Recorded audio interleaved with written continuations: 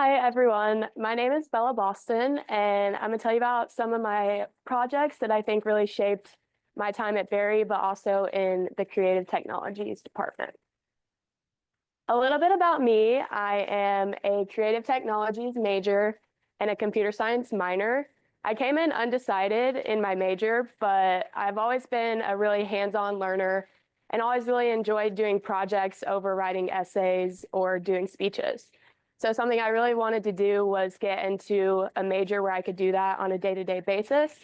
And so I got into the creative tech intro class, CRT 101, where we really got to develop a lot of our skills that I had never really seen previously before coming to Berry. And I really enjoyed that class overall, just being able to dive in a little bit to each skill, even though it wasn't very deep. I got to see a lot of what creative tech had to do with. And so I also then got a computer science minor just because I had never done any coding and I thought that that'd be a really good experience for the future, regardless of what I wanted to do. I'm an indoor and beach volleyball player. I played indoor for the past 4 years and beach for the past 3 years. I'm currently the SAA conference intern where I get to see a lot of what NCAA athletics looks like, but also I get to do a lot with our championships and events with all of our SAA teams. Overall, through my projects at Berry, I think the biggest thing that I've tried to do is custom laser cut wooden crafts designed to preserve meaningful places and passions. I think that I really enjoy seeing things that have shaped my life, but also allowing other people to do that as well. My first project is my 3D modeled cricket. I know what you're thinking, this is not a wooden craft. What does this have to do with your theme? This 3D model is where I learned how to do all the skills that I use for all of my wooden crafts. A lot of my wooden crafts are done in Fusion 360, and Chris's 230 class was the first time that I really got to see those skills come to life and just learn how Fusion 360 works as a whole. So I've really got to enjoy doing that. And when I was little, me and my mom used to do a lot of Cricut crafts. So she enjoyed making t-shirts and wooden hanging pieces for people's front doors. So that was kind of her thing that I kind of got to enjoy with her. So I wanted to make a really meaningful project for my final project. So that was where this came from.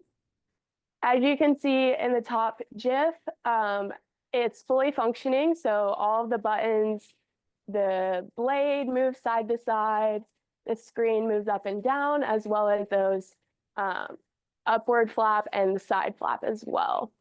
You can see here, these are just some of the measurements. This is another thing you can do with Fusion 360, which is very helpful as far as scaling things. And just if you were to 3D print it, what it would end up looking like.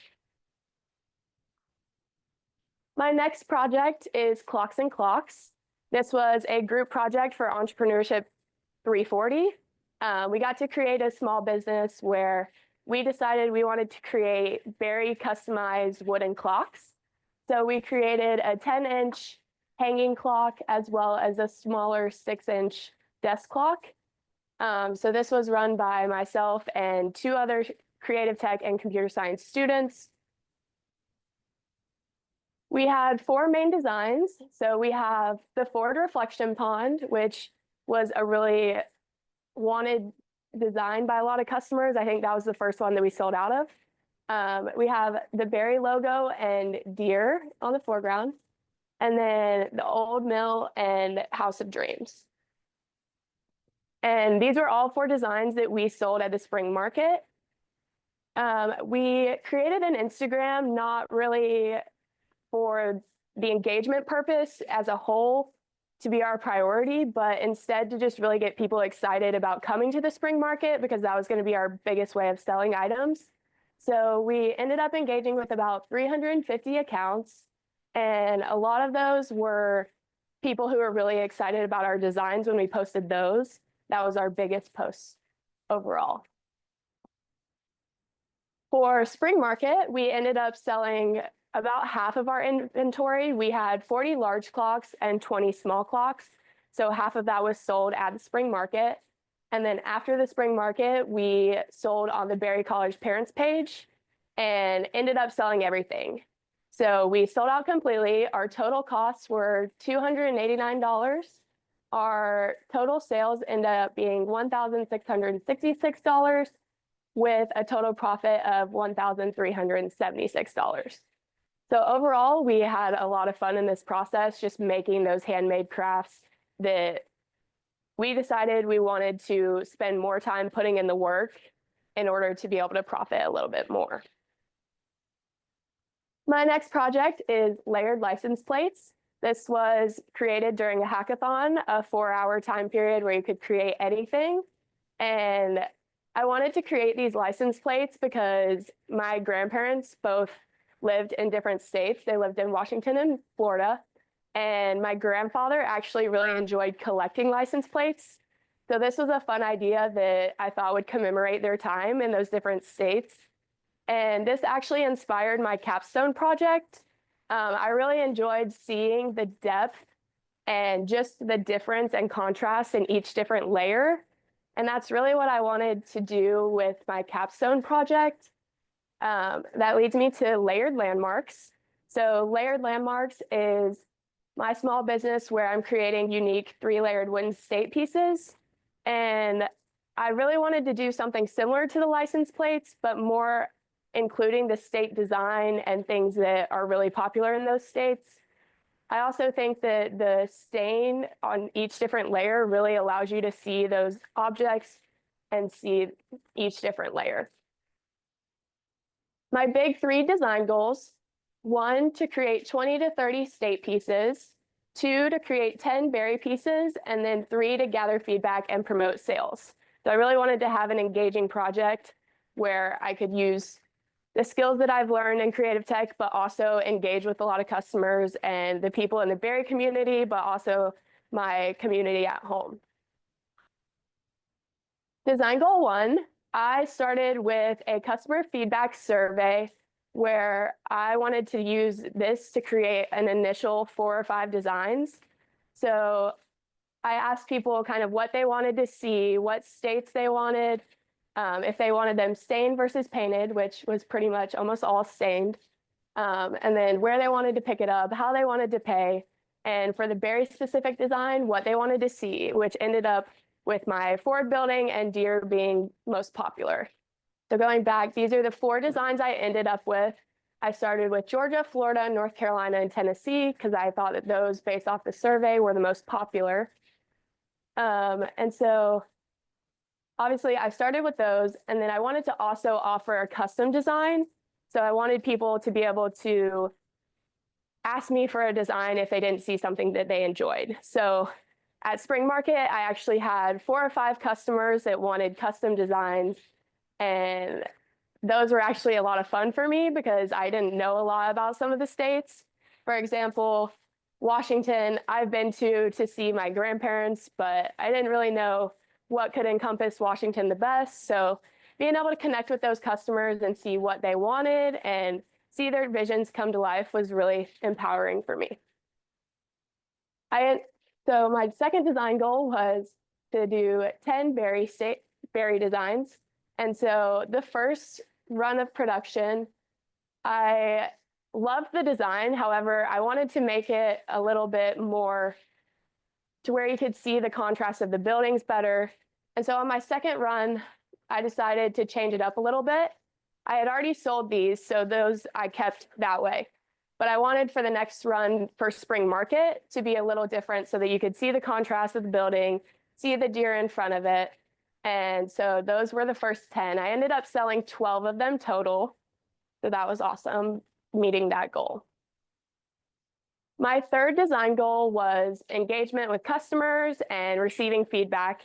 One of the biggest ways that I engage with my customers, as you can see here in this graph, is Spring Market. About 54.5% of my customers overall were from the Spring Market. It doesn't reflect exactly in the product that I sold because a lot of what I sold at the Spring Market was the small fridge magnets that I'll show in a minute. But That was where most of my customers came from. And that was really engaging, a lot of people wanting to know the process and how my project went overall. I ended up selling about $500 in product at the spring market. And then Berry Parents Facebook page, I also use, as well as my personal Facebook and Instagram.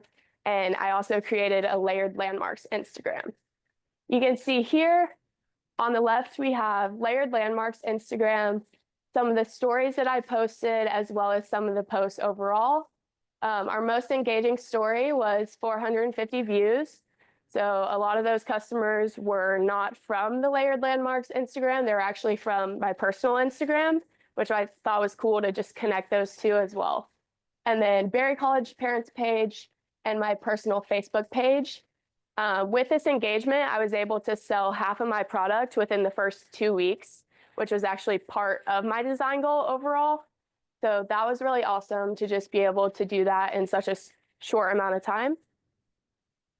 My customer feedback overall, I created a feedback survey at the end, and I had about 9 responses with this.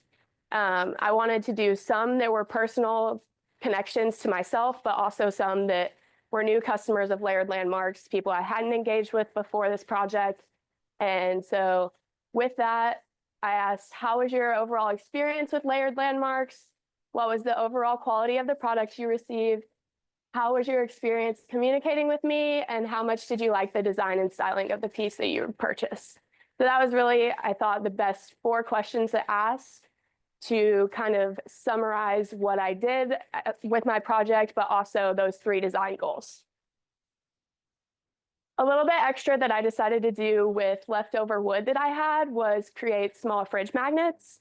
So this, you can actually see in the design that this is the leftover space that you would have had in the original Georgia design.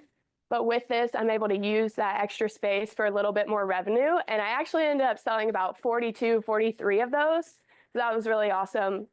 A good extra bit of revenue that I wouldn't have had if I hadn't done that.